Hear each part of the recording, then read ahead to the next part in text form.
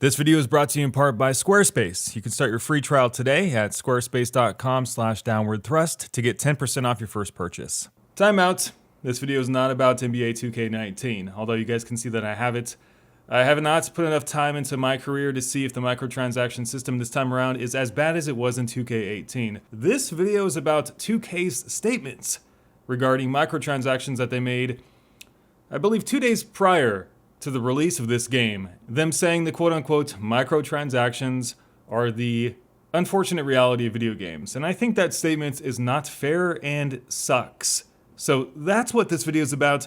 It's going to reference 2K18 after I explain what microtransactions are and the gravity of the situation. Watch the whole thing through because I think it's a little bit discombobulated at first, but it does end on a note that I do think makes sense in the end. So I hope you guys enjoy it and roll that clip. Would you say that microtransactions are the unfortunate reality of modern gaming? That they are unavoidable, required as consideration when developing a new game? Well, Rob Jones does, producer for the 2K titles. The same company that begged us to tell Belgium that we wanted loot boxes in NBA 2K19.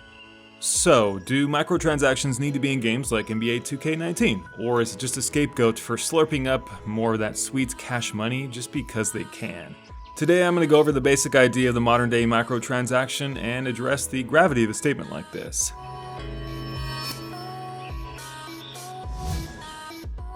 Microtransactions. You've probably heard about them in some capacity, whether it be a new hairdo in a game like NBA 2K18, an experience booster, access to a locked-off mode or feature, to get the next DLC item, or to bypass an arbitrary paywall in a game like Dungeon Keeper Mobile.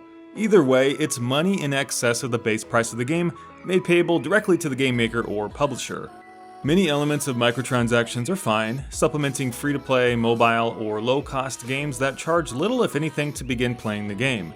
It does make sense in this capacity, and if they manage these micropayment systems with care, it's an entirely reasonable way to monetize a game, as it lowers the entry-level pay gates on the chance that you'll support the game because, well, you like it. After all, it only takes a small and dedicated fraction of gamers willing to do so to make the game sustainable, even while the remaining larger player base doesn't contribute a dime. It took the industry a while to get used to this idea of booting up a game and seeing the word "store" on the main menu. There was a lot of backlash initially to some of the micropayment systems, but ultimately I think for the most part we got more or less used to them being around. As long as it's not exploiting gamers, we put up with it most of the time. If not accept it for being a value add for the game in question, then at least stop making such a fuss about it. We eventually settled on what is now the reality of 2018's gaming landscape. Some games need to have microtransactions depending on how they're priced, and some do not. It's unfortunate that microtransactions had to go down the dark road they went down years later though. And that road is very, very dark at times. We watched from the sidelines as they began creeping their way into not just the free-to-play games out there, but the fully priced AAA games. Even the single-player games weren't safe from the clutches of microtransactions either. Somewhere along the lines, game makers realized that they could include them even if we didn't want them, because outside of rioting in the streets, there's nothing we could really do about it if the game in question is purchased by every other drooling gamer across the world. Because supporting a bad microtransaction system hurts everyone in the process, while reaffirming the publisher that they should continue to plop them into their games.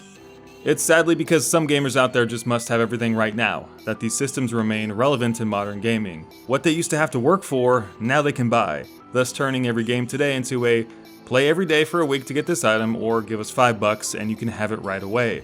The more laborious the game, the sweeter the alternative looks, even if it runs you an extra few bucks.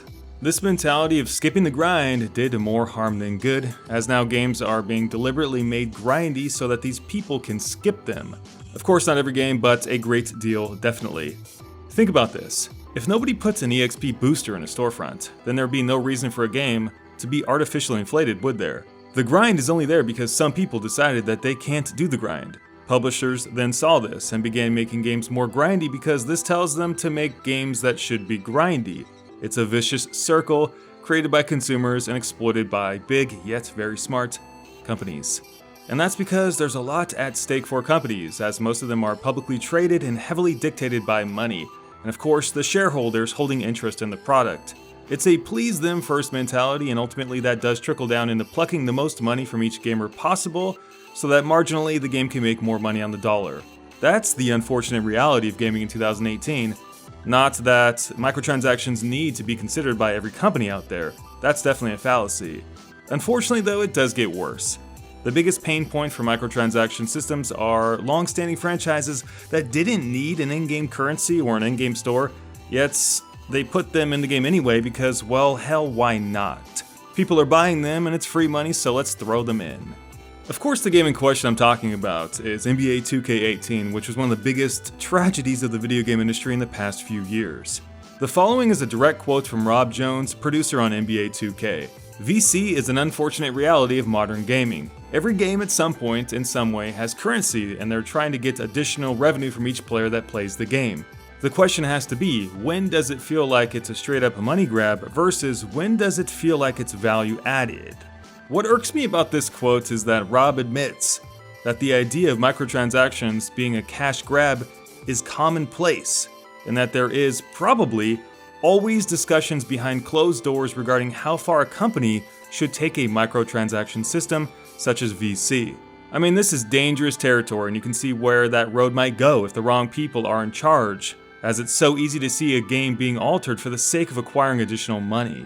Just as Rob says, every game is trying to get additional revenue from each player that plays the game. So what stops publishers from insisting developers to step over that line? Nothing really, because the blueprint for making a video game is not public information. It's only when ex-employees of a company send out a lone tweet about how a game's content was ripped out for resale, or how a game is being designed around an in-game store, do we actually learn about the inner workings of the game in question. The problem I'm talking about is, of course, transparency.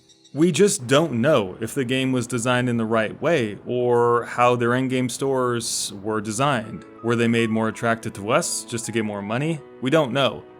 If we knew why microtransaction systems were being added to a specific game, it'd be easier for us to understand them. But that's just that. We don't know. So it's only after we get our hands on the game when we can see that something just isn't right, be it a torn out DLC from Destiny, or when progression from a 2K game gets butchered for no reason, that we finally see what's going on. That's not to say that every game is influenced negatively by such systems, but it is saying that the potential out there for it to happen definitely is. And it most certainly happened to NBA 2K18. NBA 2K18 was one of the biggest stinking cash cows that hit gamers where it hurt the most. My career. NBA 2K18 had one of the most disgusting pay-to-win models shoved up the ass of a fully priced AAA game for absolutely no reason other than to make the game more aggravating for gamers. My career is riddled with microtransactions aplenty. They don't just taunt you, but damn near force you and choke you by the throat to buy them if you want to have any semblance of progression. Either you spend 150 hours grinding out a decent character, or get the immediate satisfaction of progression by shelling out some cash. It's really that bad. Alongside other gamers, I ended up bypassing the very feature I wanted to play because of this arbitrary paywall grind, and I just played the game offline with standard teams. It's really that sad. And the same shenanigans went down for cosmetics, shoes, haircuts, etc. I mean, this game has more microtransactions than a mobile game, and I ask, for what purpose? Let's be real here, you start off as a trash can player. Everything to make you better is gated off by a massive grind or a paywall, and the price for stat upgrades bumps up so fast that you can never keep up. Through normal play, you'll never be satisfied with your character when you compare him to like a Steph Curry or a LeBron. That's because 2K continues to push you towards upgrading your character so you can compete with the game's best, but you never will, and that's the catch. There's no rhyme or reason to monetizing every element in NBA 2K18 because it doesn't have any value add, as Rob said earlier in the quote I shared. So where's the value add here? Going back to my original argument, are microtransactions like this an unfortunate reality of gaming? Or is it a reality created by publishers? Because they can. NBA 2K18 was, in a nutshell, just one big, one-stop shop. The only thing it does well is try to force you to shell out your hard-earned money to have fun, and that's where I draw the line with microtransactions. And that's because the rest of the game was pretty shitty on top of it, clearly showing that the time spent on this extravagant system was desperately needed to make the core of the game better. The graphics The animations, they're basically the same as the last two games. The story is awful, the cutscenes are horrendous and unskippable. There's so much rubber banding in the game, and 2K's engine is riddled with technical issues. There's no way that they believed that instead of making a good game, that their time would better be served on the microtransaction system. So the quote-unquote unfortunate reality of gaming, according to Rob, is that microtransactions are necessary to consider. But given 2K's track record, they are the ones taking it in the wrong direction. There's nothing wrong with a microtransaction system, especially when a game isn't fully priced or exploitative. They are where we can get some new cool stuff for our games that we love, and we choose to support the ones we deem fair. As far as I'm aware, cosmetic-only microtransaction systems are the best version of a second pay-gate system. But AAA games don't need microtransaction systems like NBA 2K18's because they're not just cosmetic. They affect the gameplay, the enjoyment of the gamers, and tip the balance of power towards the rich, or the person that's willing to give up their time, which ultimately messes up the experience for gamers both immediately and long-term.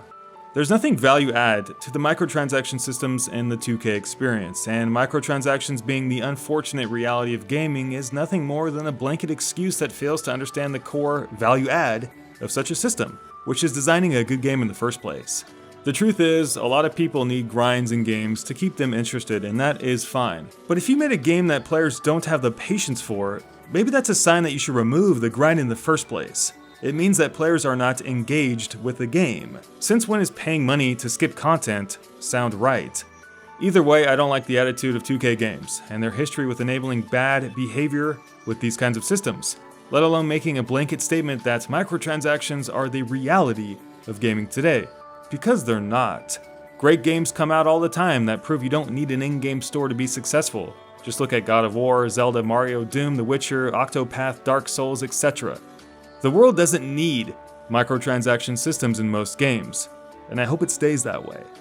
Before my closing comments, I want to announce that I have a blog that's going to launch soon called the Downward Blog. It's basically going to be my personal blog where you can get to know me, and I'll be posting regularly, both gaming news and personal stuff like what's going on in my life, anything I want to share, pictures of food, my dogs, stuff like that. It's something I always wanted to do, and Squarespace, who helped make this video possible, is making that blog possible as well. As you guys know, Squarespace is a really nice website that helps you build a website, and they give you all the support you could ever possibly want to see your vision come to life. It's really easy to use, it's got a really nice interface, and if you have any problems, they've got full tech supports 24/7. It's just a really nice platform to build your own website. A lot of you guys probably don't know this, but I was 15 years old when I made my first website on AngelFire using rudimentary HTML. So to see now how easy it is to build something that used to take me months is pretty cool. So if you want to try it and support me in the process, you can go to squarespace.com/downwardthrust to get 10% off your first purchase. So 2K games, yeah, I mean, I don't think they have their heads on straight, at least in terms of how they view microtransactions. Now, is 2K19, this is the question, is 2K19 going to follow in the same footsteps as 2K18 and upset gamers across the world? What I can tell you though is that you can spend a lot of money in this game already, and there's a lot of stuff you can buy. So is it going to affect progression in a really bad way like it did in the past game? Well, we'll figure that out soon, and we'll let you guys know. If you made it this far, guys, thank you very much. Really appreciate your viewership today. Comment down below, let me know what you think, and have yourself a great day.